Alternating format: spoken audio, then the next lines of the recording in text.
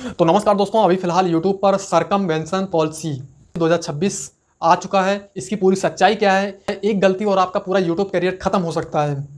जी हाँ, आपको यूट्यूब की सरकमवेंशन पॉलिसी को डिटेल में समझना है तो इस वीडियो को कंप्लीट देखिएगा, क्योंकि आपकी एक गलती आपकी पूरी मेहनत बेकार कर सकती है। सोचिए जरा, आपका यूट्यूब चैनल कई सालों की मेहनत के बाद 5 लाख सब्सक्राइबर तक पहुंच जाता है। हर महीने आपकी अच्छी कमाई हो रही होती है, लेकिन एक सुबह जब आप अपना यूट्यूब स्टूडियो खोलते हैं तो सामने लिखा आता है your channel has been terminated due to circumvention policy. आपके दिमाग में बस एक ही सवाल आएगा, मैंने तो कोई कॉपीराइट स्ट्राइक नहीं ली, तो कोई भी कम्युनिटी गाइडलाइंस वायलेंस भी जानबूझकर नहीं किए हैं, फिर ये आखिर यहाँ पर क्यों लिखा हुआ आ रहा है कि your channel has been terminated due to circumvention policy. आपको इसको डिटेल में समझना चाहिए कि आखिर सरकमवेंशन पॉलिसी है क्या। ये सोचते हैं कि आखिर फिर मेरा चैनल हटा क्यों दिया गया, रीजन क्या है इसके पीछे। तो दोस्तों, आज यूट्यूब की सबसे गलत समझी जाने वाली पॉलिसीज में से एक सरकमवेंशन पॉलिसी। बहुत से क्रिएटर इसका नाम तो सुनते हैं, लेकिन इसका असली मतलब नहीं जानते। क्या इसका असली मतलब आखिर होता क्या है? क्या ये सरकमवेंशन पॉलिसी से आपको खतरा है या नहीं है, ये नहीं जानते। कुछ लोगों को लगता है कि यह केवल कॉपीराइट से जुड़ी पॉलिसी है, जबकि सच्चाई बिल्कुल इसके अलग है। आज इस वीडियो में हम आसान हिंदी भाषा में समझने वाले हैं कि आखिर सरकमवेंशन पॉलिसी है क्या, यूट्यूब इसे इतना गंभीरता से क्यों मानता है, और किन गलतियों से आपका नया चैनल भी हटाया जा सकता है, और 2026 में एक क्रिएटर को किन बातों का विशेष तौर पर ध्यान रखना चाहिए। अब बात करते हैं कि आखिर ये सरकमवेंशन का मतलब क्या होता है। ये सरकमवेंशन का मतलब है किसी नियम, प्रतिबंध या फिर कार्रवाई को चकमा देकर उसके आसपास के निकलने की कोशिश करना। इसका पूरा मतलब ये है कि किसी भी नियम, किसी भी रूल को किसी भी प्रतिबंधित रूल के कार्रवाई को चकमा देकर उसके आसपास से निकलने की कोशिश करना। मान चलिए आपने कोई वीडियोस बनाई है, उसके अंदर आपने कुछ ऐसी चीज़ यूज़ की है जिसे आपने यूज़ तो की है, लेकिन आप जो है यूट्यूब को चकमा देना चाहते हो। आप यूट्यूब को दिखाना चाहते हो, देखो कैसे मैं जो है मोनेटाइजेशन कर सकता हूँ, तो आप चकमा दे रहे हो यूट्यूब को। ऐसे में आप सरकमवेंशन पॉलिसी को वायलेंस कर रहे हो। यूट्यूब की भाषा में इसका अर्थ है कि अगर यूट्यूब ने किसी चैनल, अकाउंट या फिर क्रिएटर पर कोई इन्फोर्समेंट एक्शन लिया है, तो वह क्रिएटर किसी दूसरे अकाउंट, दूसरे चैनल या किसी अन्य तरीके से उस कार्रवाई को बाईपास करने की कोशिश नहीं कर सकता। डिटेल में आपको इसको अगर समझाऊं तो मान चलिए कि आपका कोई यूट्यूब चैनल था और आपके यूट्यूब चैनल पर सरकमवेंशन पॉलिसी के तहत स्ट्राइक आई हुई है और आपका चैनल उसमें संलिप्त पाया गया है, आपका चैनल सरकमवेंशन पॉलिसी के तहत हटा दिया गया है, तो उसके पीछे बहुत बड़े कारण हैं। सरकमवेंशन पॉलिसी का मतलब है कि यूट्यूब ने किसी चैनल, अकाउंट या क्रिएटर पर कोई इन्फोर्समेंट एक्शन लिया है, तो वह क्रिएटर किसी दूसरे अकाउंट, दूसरे चैनल या किसी अन्य तरीके से उस कार्रवाई को बाईपास करने की कोशिश नहीं कर सकता। यानी कि अगर आप मान चलिए आपका एक चैनल जो है सरकमवेंशन पॉलिसी के अंदर आपका चैनल डिलीट हो गया या फिर हट गया है, तो आप एक दूसरा चैनल क्रिएट करके उस पर वीडियो डालना स्टार्ट नहीं कर सकते। अगर आप उस पर वीडियो डालते हैं तो भी आपको वहाँ पर जो है मोनेटाइजेशन नहीं मिलने वाला है। इसके साथ साथ हो सकता है वो चैनल भी आगे सरकमवेंशन पॉलिसी के तहत डिलीट कर दिया जाए। यानी कि आपका जो फेस है उसको रीड किया जा रहा है। आप कहीं पर भी जो है अपनी आवाज़, अपनी फेस से जो है किसी के भी अकाउंट से, किसी भी यूट्यूब चैनल से आप जो है वीडियोज़ नहीं बना सकते। फिर आपके चाहे मम्मी हो, पापा हो, भाई हो, बहन हो, किसी के भी अकाउंट से आप जो है दोबारा से किसी दूसरे यूट्यूब चैनल से आप वीडियोज़ नहीं बना सकते। पहले तो ये होता था कि आपकी वीडियो जो है डिलीट हो जाती थी, कई बार अकाउंट चला जाता तो आप पूरा जो है चैनल डिलीट हो जाता था। तो आप क्या करते थे, पहले जो है उसी मेल आईडी से, जिस मेल आईडी से आपने पहला चैनल जो आपने बनाया था, जो डिलीट हुआ है यूट्यूब से, जो आपके चैनल को यूट्यूब ने डिलीट किया है,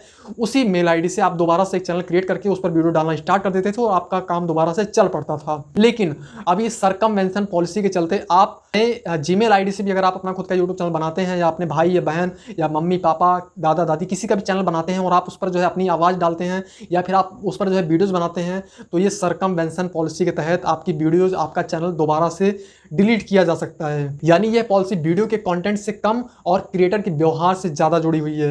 मान लीजिए आपके चैनल पर बार बार गंभीर कम्युनिटी गाइडलाइन वायलेशन हुए हैं, यूट्यूब ने चेक किया, चेक करने के बाद आपका पूरा चैनल टर्मिनेट कर दिया। आप सोचते हैं कि कोई बात नहीं, मैं नया जीमेल बनाकर नया चैनल स्टार्ट कर दूंगा। यहाँ आपकी सबसे बड़ी गलती होगी। अगर यूट्यूब यह पहचान ले कि नया चैनल उसी व्यक्ति द्वारा चलाया जा रहा है जिसका पुराना चैनल पहले ही टर्मिनेट हो चुका है, तो नया चैनल भी सरकमवेंशन पॉलिसी के तहत हटाया जा सकता है।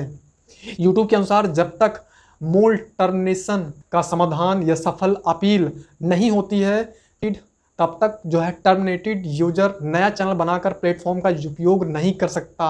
अगर यूट्यूब ये पहचान ले कि नया चैनल उसी व्यक्ति द्वारा चलाया जा रहा है, उसी पर्सन द्वारा चलाया जा रहा है जो चैनल पहले ही टर्मिनेट हो चुका है, तो नया चैनल भी सरकमवेंशन पॉलिसी के तहत हटाया जा सकता है।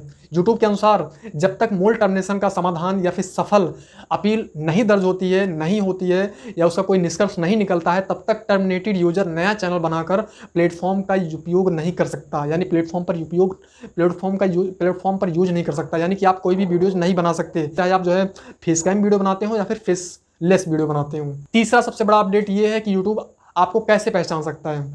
आप ये कहेंगे यूट्यूब आपको कैसे पहचान सकता है। बहुत लोग सोचते हैं कि मैं यूट्यूब को क्या पता चलेगा, मैं नया फ़ोन ले लूँगा, नई ईमेल बना लूँगा, नई ईमेल से नया अकाउंट बना लूँगा। लेकिन यूट्यूब केवल ईमेल नहीं देखता है।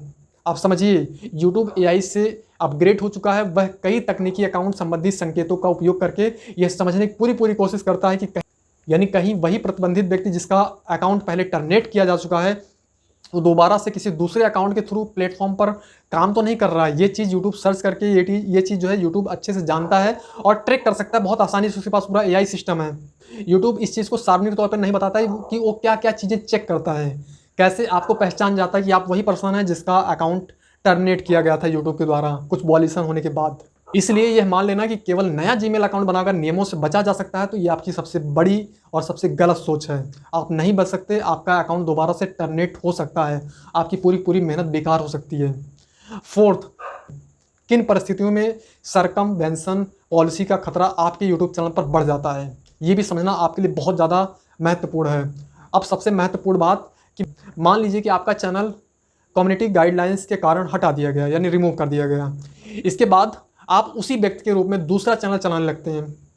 आप जो है कोशिश करते हैं कि एक नया जीमेल अकाउंट बनाकर उससे एक नया चैनल क्रिएट करके और दोबारा जो है वीडियो बनाना स्टार्ट कर देते हैं। उसी ब्रांड नाम से कंटेंट डालते हैं। दूसरे अकाउंट का इस्तेमाल करके वही गतिविधि अगर जारी रखते हैं, वही चीज़ अगर आप दोबारा से करते हैं, तो यूट्यूब इसे सरकमवेंशन के रूप में देख सकता है। यानी आपने एक बार गलती की, आपने जो गलती की है उसका आपको बिल्कुल भी पछतावा नहीं है और यूट्यूब ने उस अकाउंट को डिलीट भी कर दिया, उस अकाउंट को जो है टर्मिनेट भी कर दिया, तो भी आप नहीं माने, आपने जो दूसरा जीमेल अकाउंट क्रिएट किया और उस पर आपने जो है वीडियो बनानी स्टार्ट कर दी, तो यूट्यूब इसे सरकमवेंशन के रूप में देख सकता है और आपके पूरे चैनल को टर्मिनेट कर सकता है। ध्यान रहे, केवल कई चैनल होना गलत नहीं है, लाखों क्रिएटर के एक से अधिक चैनल होते हैं और हैं भी। समस्या आपके साथ तब होती है जब कोई नया चैनल किसी पहले से लगाए गए प्रतिबंध को दरकिनार करने के लिए बनाया गया हो। यानी कि मान चलिए आपने ज़बरदस्ती, आपका चैनल पहले टर्मिनेट किया जा चुका है और आपने दोबारा से किसी नए जीमेल अकाउंट से आपने अपना खुद का चैनल क्रिएट किया और आपने उस पर काम करना स्टार्ट कर दिया। ये आप जो है पॉलिसी का वॉयलेशन कर रहे हैं। एक बार तो आपका चैनल डिलीट हो चुका है, एक बार चैनल टर्मिनेट हो चुका है, अब भी आप जो है दोबारा से दूसरे जीमेल आईडी से अगर आप काम कर रहे हैं तो आप एक रिस्की मोड में जा रहे हैं। क्या कॉपीराइट स्ट्राइक से भी सरकमवेंशन लगता है? यहाँ एक बहुत बड़ा भ्रम है कि अगर आपके चैनल पर सिर्फ कॉपीराइट क्लेम आया है, जी हाँ, अगर आपके चैनल पर सिर्फ कॉपीराइट क्लेम आया है तो इसका मतलब ये नहीं कि आप सरकमवेंशन पॉलिसी में आ गए हैं ना। इसका बिल्कुल भी इसका मतलब ये नहीं कि आपके ऊपर सरकमवेंशन पॉलिसी लग जाएगा। अगर आपको एक कॉपीराइट स्ट्राइक मिली है तो भी हर मामला सरकमवेंशन नहीं बन पाता। अगर आपके चैनल पर सिर्फ कॉपीराइट क्लेम आया है तो इसका मतलब ये नहीं कि आप सरकमवेंशन पॉलिसी में आ गए हैं। अगर आपको एक कॉपीराइट स्ट्राइक मिली है तो भी इसका मामला सरकमवेंशन नहीं बनता।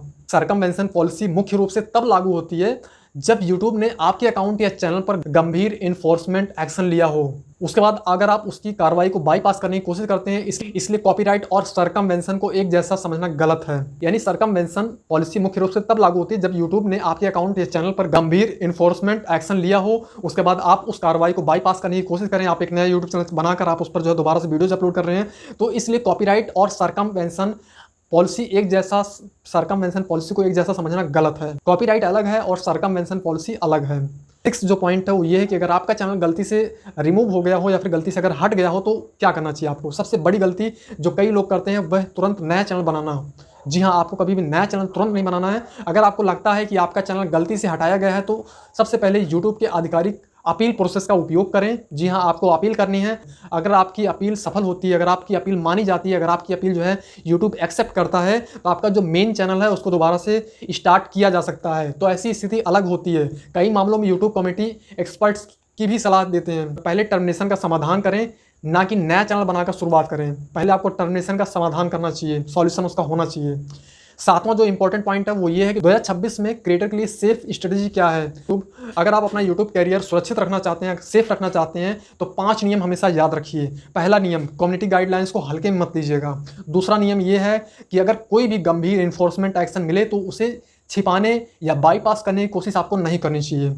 तीसरा नियम, नई पहचान बनाकर वही काम दोबारा शुरू करने के बजाय आधिकारिक अपील प्रोसेस को अपनाएं। चौथा नियम यह है कि अपने चैनल पर बार बार होने वाले पॉलिसी वायलेशन को तुरंत सुधारिए, कभी भी इसमें देर आपको नहीं करनी चाहिए। पांचवा जो सबसे बड़ा नियम है वो ये है कि हर निर्णय में ये सोचिए क्या आप नियम का पालन कर रहे हैं या उसे चकमा देने की कोशिश कर रहे हैं। अब इसका कंक्लूजन ये है कि दोस्तों, सरकमवेंशन पॉलिसी का असली उद्देश्य क्रिएटर को परेशान करना नहीं है। इसका उद्देश्य ये सुनिश्चित करना है कि अगर किसी अकाउंट पर गंभीर कार्रवाई हुई है तो वही व्यक्ति किसी दूसरे रास्ते से उसी कार्रवाई को निष्प्रभावी ना कर दे। इसलिए याद रखिए, YouTube नियम तोड़ने से ज़्यादा नियमों को चकमा देने की कोशिश करने वालों पर गंभीरता से एक्शन लेता है। हमेशा अगर चैनल सेफ रखना है तो हमेशा ऑफिशियल रूल का पालन कीजिए, ज़रूरत पड़ने पर अपील कीजिए, लेकिन किसी भी प्रतिबंध को आपको बाईपास करने की कोशिश नहीं करनी चाहिए। यही 2026 में YouTube क्रिएटर बनने का सबसे सेफ और सबसे प्रोफेशनल तरीका है।